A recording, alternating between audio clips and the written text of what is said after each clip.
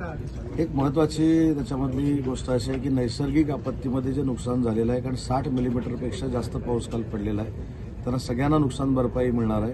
तातडीनं त्याचे पंचनामे करावे हे आत्ताच सूचना मी जिल्हाधिकाऱ्यांना दिल्या आहेत. मी स्वतः ज्या ज्या ठिकाणी नुकसान झालेलं आहे त्या ठिकाणी आता निघालेलो आहे. त्याच्यामुळे ज्या ठिकाणी नियमात बसणारं सगळं आहे ते नुकसान भरपाई दिली जाईल. 2 ठिकाणी दरडीचं प्रमाण जास्त आहे. एक तर आगरमधला पाचेरी सडा आणि दुसरं खेडमधला साकोळी. इथल्या लोकांना स्थलांतरित करून त्यांना दुसरीकडे शिफ्ट करणं गरजेचं आहे, कारण ज्या पद्धतीनं पाऊस पडतो ते कदाचित आणखीन पाऊस वाढला तर आणखीन डोंगर खाली येण्याची शक्यता आहे. तर त्या संदर्भात मी आता माहिती जी घेतली जिल्हाधिकाऱ्यांकडनं, त्यांनी एकाच ठिकाणी काहीतरी स्थलांतर केलेलं आहे. दुसरी लाईन स्ट्रॅटेजी झाली आहे ती ट्रॅकवर झालेली आहे, पण तिथं जर आवश्यकता असेल तिथे पण स्थलांतर करू. राजकीय प्रश्न. भुजबळ साहेब आज शरद पवारांच्या भेटीसाठी गेलेले होते. कसं पण भेट झाल्यानंतर ते काय म्हणाले? भेट तेच सांगितलं या सगळ्या गोष्टीमधलं तिढा सोडवण्यासाठी मी गेलेलो होतो. एक मिनिट आहे. काल बारामतीला जे छगन भुजबळ साहेबांचं भाषण झालं हे तुमच्या सगळ्यांच्याच माध्यमातून आम्ही लाईव्ह ऐकलेलं आहे आणि त्याच्या पार्श्वभूमीवर कदाचित भुजबळ साहेब हे शरद पवार साहेबांना भेटले असतील.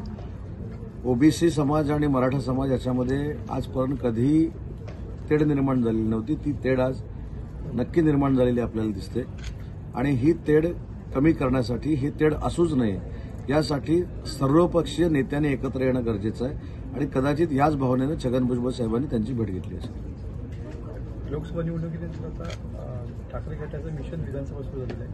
आदित्य ठाकरे साहेब ते सगळा पूर्ण महाराष्ट्राचा दौरा सुरू करत आहेत.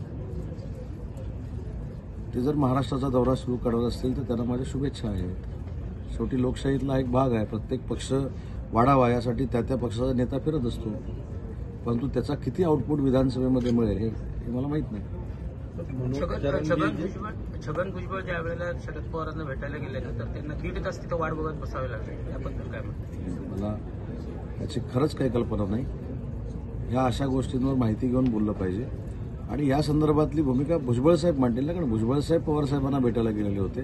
त्याच्यामुळे त्या भेटीमध्ये काय झालं, भुजबळ साहेब किती वेळ बसले, बाहेर बसले, आत बसले, त्यांच्याबरोबर किती वेळ बोलले, भुजबळ साहेब चांगलं सांगू शकतात. मनोज जरांगे पाटील 30 तारीखपासून परत एकदा आंदोलनाला बसला आणि सरकारने फसवलं असं त्यांचा सूर आहे. मनोजजींच्या अनेक आंदोलनांमध्ये मी साक्षीदार आहे की त्यांनी सांगितलेल्या रास्त मागण्या या सरकारनं 100% पूर्ण करण्याचा प्रयत्न केलेला आहे. त्याच्यातली पहिली मागणी निजामकालीन नोंदी असलेल्या मराठा समाजाला कुणबी दाखला द्यावा. त्याच्यानंतर माननीय एकनाथ शिंदे साहेबांनी 10% आरक्षण सकल मराठा समाजाला दिलेलं आहे, ते टिकलेलं आहे. तर मला असं वाटतं की सरकारची भूमिका ही ओबीसीचं काही न कमी करता मराठा समाजाला आरक्षण देणं ही आहे. त्याच्यामध्ये मनोजजींनी देखील आम्हाला सहकार्य केलं पाहिजे आणि परवाचा प्रसंग मनोजजींना देखील माहिती आहे की ज्यावेळी मराठा आणि ओबीसी समाजाला आरक्षणाबाबत एक महत्त्वपूर्ण बैठक लावलेली होती त्यावेळी विरोधी कोणी उपस्थित नव्हतं. अन्य अनेक नेते उपस्थित होते पण विरोधक कोण उपस्थित नव्हतं. याचा अर्थ फक्त विरोधकांना म्हणजे उभाठा असेल, एनसीपी असेल शरद पवार साहेबांची आणि काँग्रेस असेल यांना फक्त ओबीसी आणि मराठा समाजामध्ये वाद लावायचे आणि ते वाद लावत असताना मनोजजींच्या आंदोलनाचं दाखला देऊन त्यांना ते वाद लावायचे, त्यांना पुढं करून हे वाद लावायचे आणि म्हणून मनोजजींना आज देखील मला विनंती करायची आहे की आमचे जे विरोधक आहेत जे तुमच्या आंदोलनाचं भांडवल करून राजकारण करण्याचा प्रयत्न करतायत त्यांना तुम्ही वेळीच ओळखावं ही मनोजजींना माझी विनंती आहे. विशालगडला ज्या पद्धतीनं काल हिंसाचार पाहायला मिळाला, खऱ्या अर्थानं अनधिकृत बांधकामांचा मुद्दा तिथे फार ऐरणीवरती आहे, काय सांगा? विशालगडाच्या बाबतीमध्ये एक महत्वाची भूमिका अशी आहे की अनधिकृत बांधकाम प्रतापगडावरचं पहिलं कुणी पाडलं तर ते माननीय एकनाथ शिंदे साहेबांनी पाडलं. त्याच्यामुळे कुठेही अनधिकृत बांधकाम असू नये ही सरकारची भूमिका आहे. परंतु विशालगडाच्या अनधिकृत बांधकामाची केस ही हायकोर्टामध्ये पेंडिंग आहे. त्याच्यामुळं ज्यावेळी आम्ही रायगडावर होतो, रायगडावर त्या लोकांची चर्चा झाली होती त्यावेळी तो बॅनर घेऊन मुख्यमंत्री मोदी यांनी असं सांगितलं होतं की विशालगडाच्या पायथ्याशी का विशालगडावर असलेलं जे अनधिकृत बांधकाम आहे हे पाडण्यासाठी शासन कटिबद्ध आहे.